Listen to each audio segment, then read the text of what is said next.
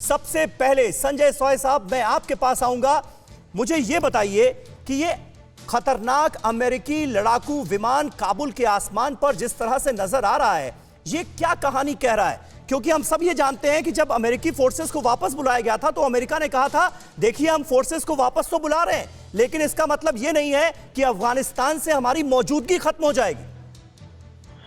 नहीं समीर, आप बिल्कुल ठीक कह रहे हैं, क्योंकि ये एक ऐसा इलाका है कि आज अमेरिका जब वहां से वापसी कर रहा है, उसके ट्रुप्स जो ऑन ग्राउंड ट्रुप्स हैं वो वापस जा रहे हैं। हाँ। तो बहुत बड़ा वैक्यूम क्रिएट हो रहा है वहां पे। एक कौन रहेगा, कौन वहां प्रभाव करेगा?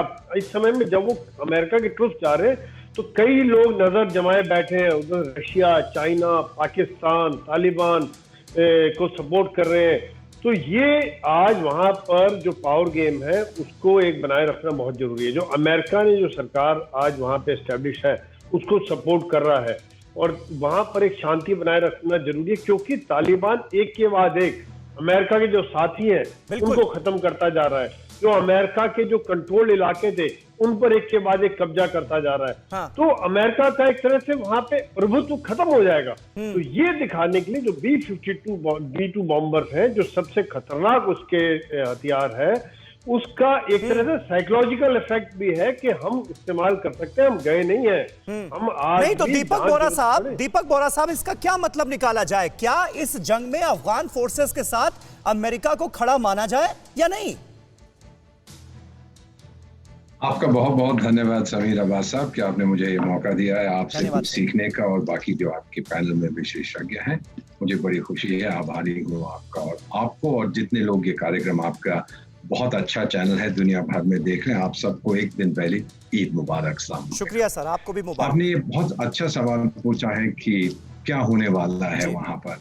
ये ट्रेंड्स जो है, रुझान जो है, वो बड़े साफ है। ये पिछले 2 साल से दोहा में जो मीटिंग चल रही थी उसमें साफ था। कहा जाता है कि दोनों तरफ के जो लोग थे, अमेरिकन लोग और अफगानी सरकार एक तरफ, तालिबान दूसरी तरफ, एक दूसरे के ऊपर शोर मचाते थे, गाली गलौज होता था। एक अफगान गवर्नमेंट नेगोशिएटर जिसको मैं जानता हूँ, उसने हमें बताया कि तालिबान ने हमसे कहा कि भाई आइए जैसे हस्ताक्षर करिए सरेंडर डॉक्यूमेंट पे। आप सरेंडर करने आए ना? कहा बिल्कुल नहीं, हम तो आपसे बातचीत करने।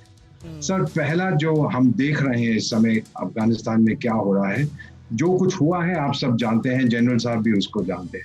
अब सवाल उठता है जो आपने पूछा है, व्हाट नेक्स्ट? तालिबान 2 तालिबान 1 से बिल्कुल अलग नहीं होगा।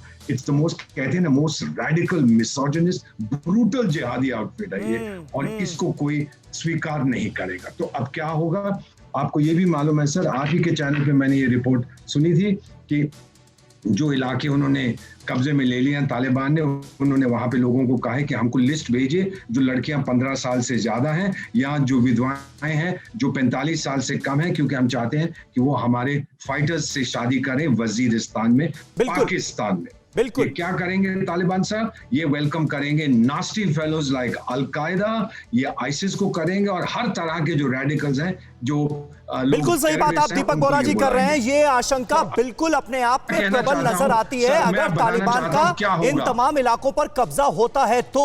न्यूज़ टॉप 9 रोज सुबह 7 बजे और शाम 7 बजे सिर्फ TV9 भारतवर्ष पर।